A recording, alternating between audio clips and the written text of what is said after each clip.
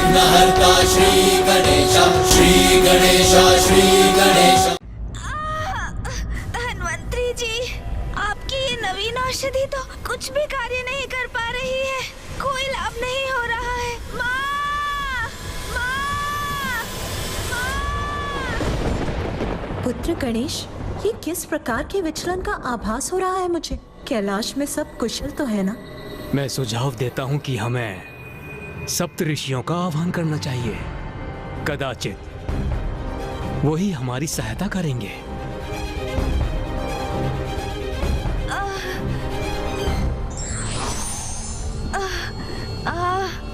गणेश जी को शीतल करने हेतु हमें एक ढांचे का निर्माण करना होगा।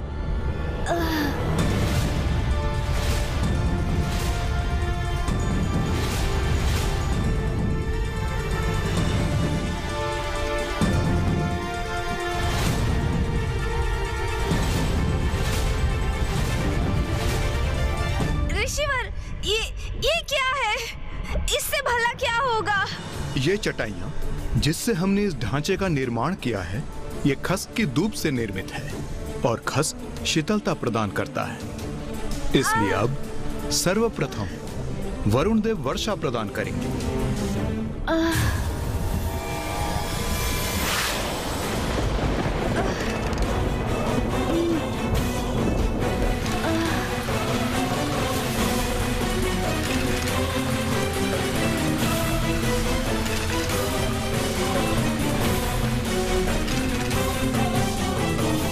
अब इस पर मैं शीतलता के स्रोत गुलाब जल का छिड़काव करूंगा।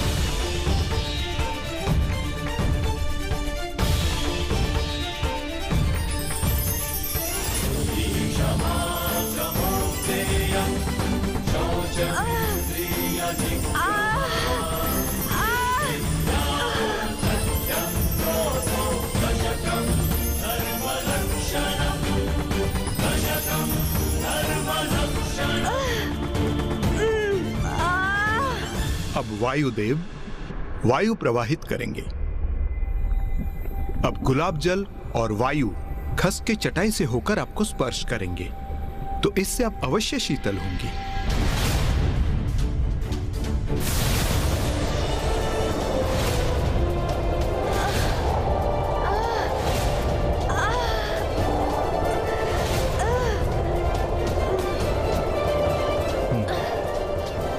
ये प्रक्रिया मुझे उचित लग रही है। इससे अनुज गणेश को अवश्य लाभ मिलेगा।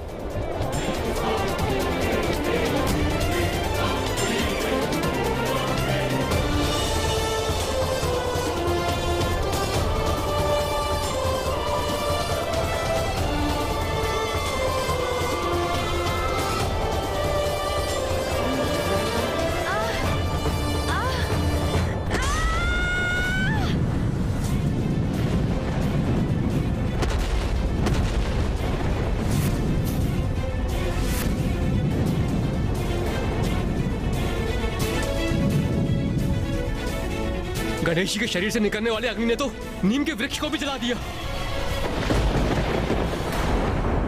इस उपाय का कोई भी लाभ नहीं हुआ और ये ताप तो अब और भी ऐसा ही नहीं होता जा रहा है।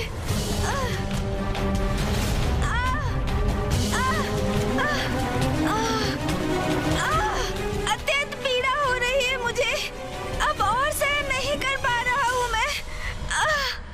भीतर का ताप बढ़ता ही जा रहा है।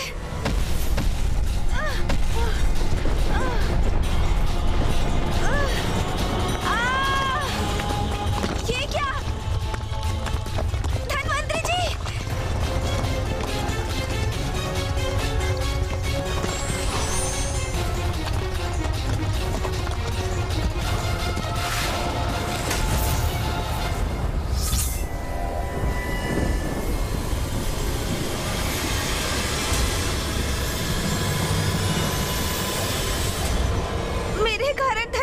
जी भूमि में धंसते जा रहे थे। सभी इतने चिंतित हैं। मेरे तन के इस ताप से सृष्टि भी कुप्रभावित हो रही है। नहीं, अब किसी अन्य को नहीं, मुझे ही इसका कोई उपाय सोचना होगा। किंतु मैं करूं तो क्या करूं? मेरे उदर में इतना ताप उत्पन्न हो रहा है। मन तो कर रहा है कहीं जाकर किसी सरोवर में स्थित हो जाऊं।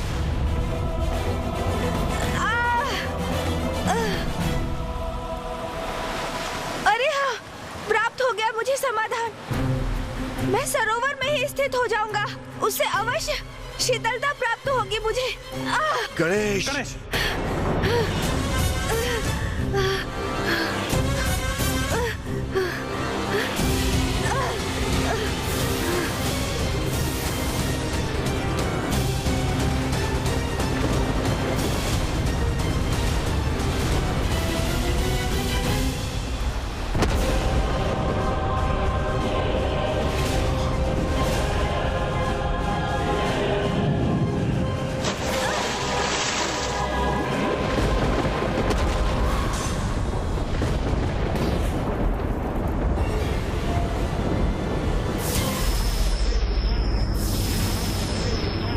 सरोवर के जल की शीतलता से तत्काल उपचार मिल रहा है मुझे।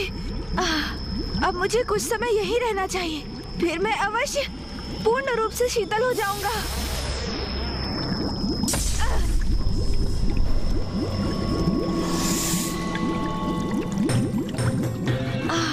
क्षणिक रूप से इससे मेरा शरीर शीतल अवश्य हुआ। ये क्या हो रहा है? मेरा ताप तो पुनः प्रभावी हो रहा है। गणेश को इस सरोवर में उतरे बहुत अधिक अवधि हो गई है। वो वहां कुशल तो होगा ना? कुशल ही होगा, कुशल क्यों नहीं होगा? मुझे पूर्ण विश्वास है वो अवश्य कुशल ही होगा।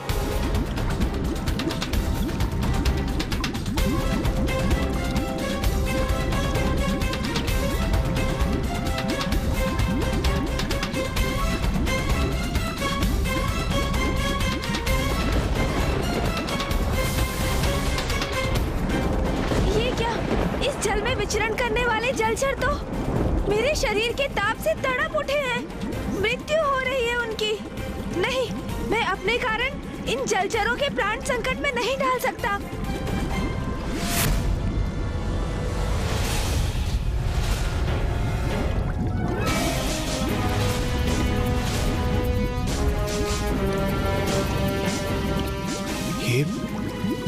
ये वाष्प क्या सरोवर के जल से उत्पन्न हो रहा? तो क्या सरोवर के जल का तापमान भी बढ़ चुका है?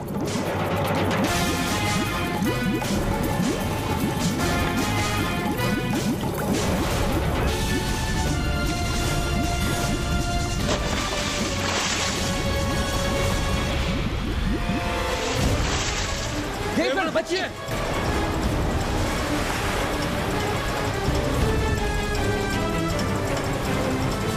यदि ये जल का बहाव हमारे ऊपर आ गया तो हमें तो अपने साथ बहाकर ही ले जाएगा।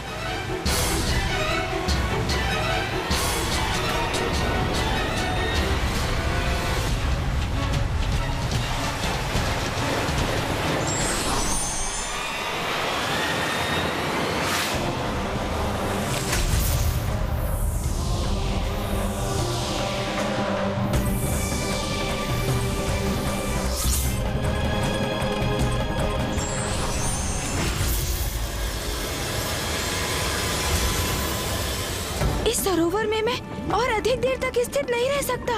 मुझे शीघ्र यहाँ से निकलना होगा।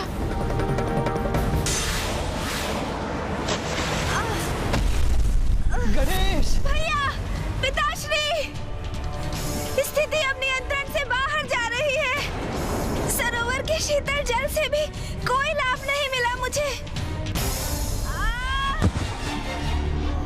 मैं उमा को सूचित किए बिना ही कैलाश से चला आया। अब तक उन्हें मेरी अनुपस्थिति का अनुमान हो चुका होगा। पुत्र कार्तिक और पुत्र गणेश भी अभी तक नहीं लौटे। अवश्य चिंतित होंगी वो। अब मुझे उन्हें सूचित करना चाहिए। क्या सूचना देना चाहते हैं आप नाथ?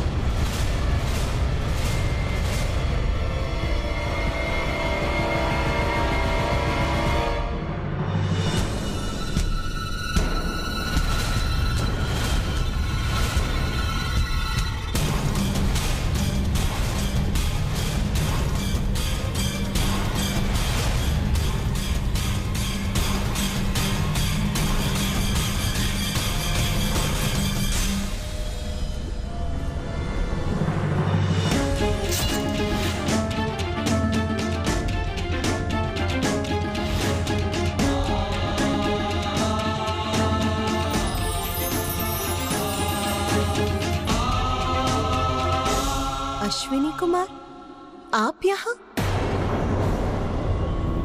और गणेश? गणेश कहाँ है?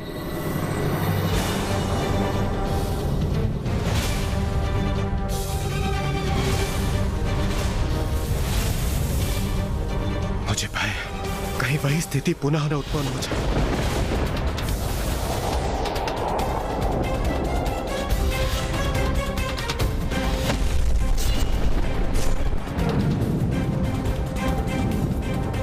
ये क्या, माता तो यहीं चली आई। यदि इन्हें ज्ञात हो गया कि गणेश जी की पीड़ा से हमने ही इन्हें अवगत नहीं कराया तो उनके क्रोध के भाजन हम मरेंगे। माँ वो स्वामी, बताइए मुझे क्या बताना चाहते थे आप? और मेरा पुत्र गणेश कहाँ है?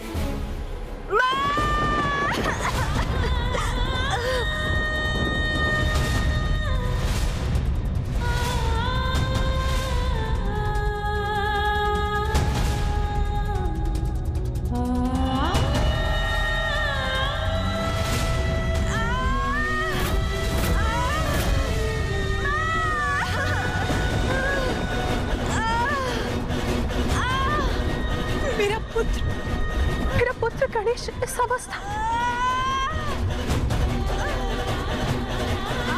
गणेश के तन से इतना ताप क्यों उत्पन्न हो रहा है? क्यों है वो इतने कष्ट में? माँ, आप मेरी चिंता मत कीजिए। मैं यहाँ सर्वथा सकुशल हूँ, किंतु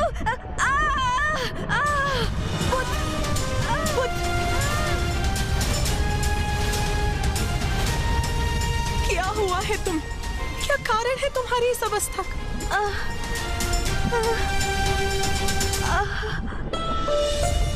अच्छा पुत्र, कुछ मत कहो। सर्वप्रथम तुम ही स्थान ग्रहण करो। आओ पुत्र, बैठो।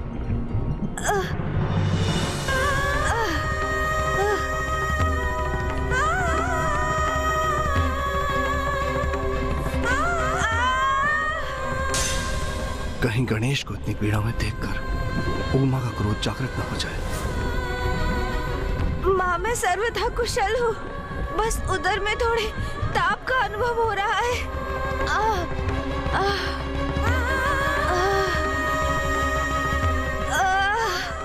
अपने ही उदर के भीतर इतना प्रबल ताप कोई कैसे सह सकता है? मेरा पुत्र यहाँ इस ऊर्जा से तप रहा और मुझे ज्ञात भी नहीं। उमा,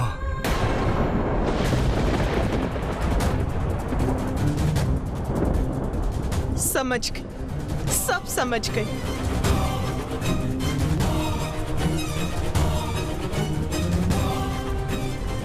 मैं समझ गई कि मेरे पुत्र ने उस अग्नि और लावा रूपी असुर अर्णलासुर को निगल लिया है, इसीलिए वो इस अवस्था में है। किंतु मैं ये नहीं समझ सकी कि आप सब प्रबल प्रतापी देवताओं के होते हुए मेरे पुत्र को ही उसका वध क्यों करना पड़ा? जिसका भय था वही हुआ। माता हम सब पे कुपित हो रही है। वो गणेश जी की स्थिति के लिए हमें उत्तरदायी मान रही है।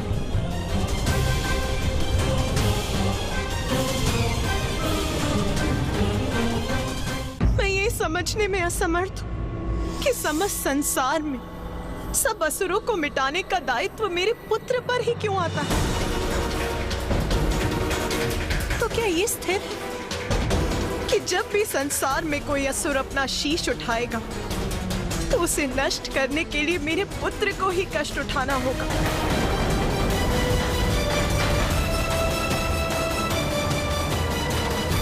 माँ, क्रोधित मत होइए आप। इसमें देवताओं का कोई दोष नहीं।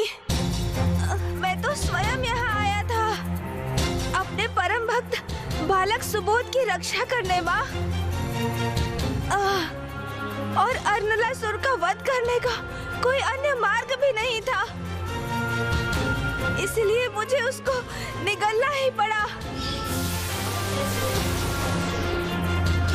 किंतु माँ, मेरा उधर थोड़ा अशांत है, अन्यथा मैं कुशल हूँ माँ, और कुछ समय में ये अशांति भी अवश्य दूर हो जाएगी।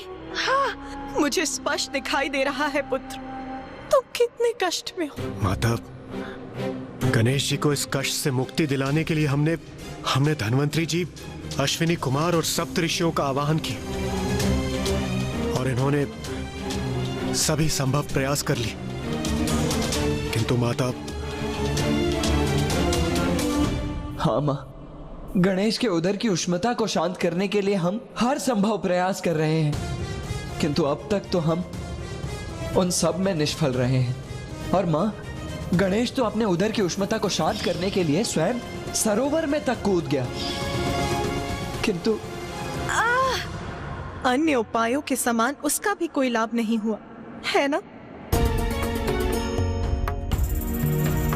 गणेश की इस अवस्था को देखकर सभी यहाँ पहुँच गए। सबने भिन्न भिन्न उपाय भी कर लिए, किंतु किसी के भी मन में ये विचार नहीं आया कि आप सब मुझे उसकी माँ को सूचित कर दे। स्वामी, यदि आप मुझे सूचित कर देते तो गणेश की इस पीड़ा का अंत बहुत समय पूर्व ही हो जाता। ये क्या कह रही है माता पार्वती? गणेश जी की पीड़ा का अंत कैसे हो जाता? किंतु कैसे माँ? माँ हूं मैं उसकी, इसीलिए मुझे भली भांति ज्ञात है कि गणेश के उदर के ताप को शांत करने का क्या उपाय है। तो बताइए ना, शीघ्र बताइए ना माँ, कि क्या है वो उपाय जो अनुज गणेश को उसकी पीड़ा से मुक्ति दिला सकता है।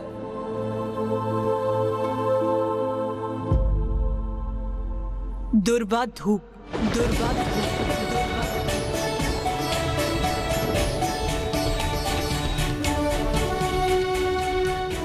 आप गणेश के श्री विग्रह को दुर्वा समर्पित कीजिए। माता सर्वथा उचित ही कह रही हैं। ऋषिवर, दुर्वा धूप की 21 गांठें ले आई। गणेश उसे ग्रहण करेगा तो उसका उदर अवश्य शांत हो जाएगा। हाँ माँ, और इस कार्य में हम सभी भी ऋषि कश्यप की सहायता करेंगे। उचित है पुत्र।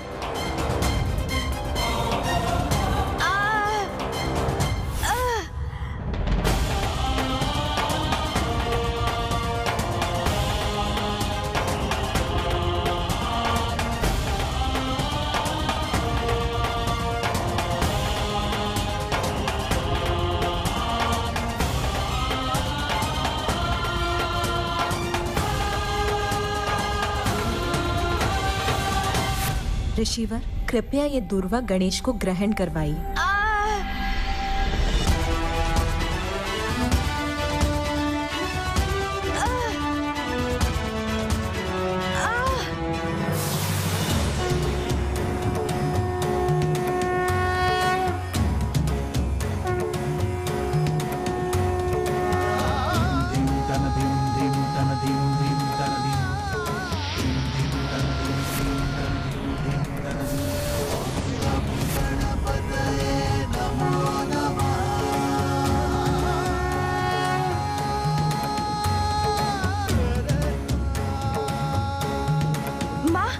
मुझे मेरी अवस्था में सुधार का आभास हो रहा है,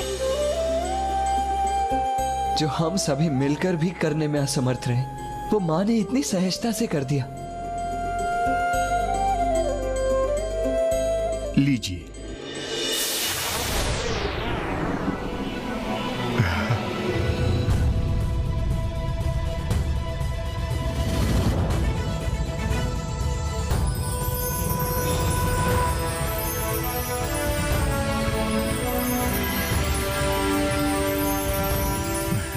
धन्य हो।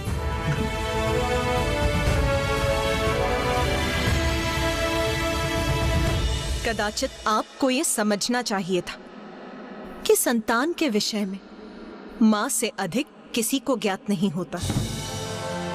माता, इस दुर्वा ने गणेश जी की पीड़ा को कैसे शांत कर दिया, जबकि हमारे समस्त प्रयास तो विफल रहे।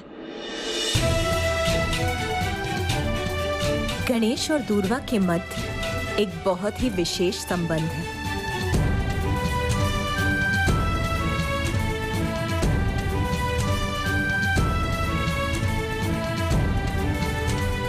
कभी कभी कभी छोटी से छोटी वस्तु वो चमत्कार कर जाती है जो बड़ी से बड़ी वस्तु नहीं कर पाती। इसीलिए हमें किसी को तुच्छ नहीं समझना चाहिए।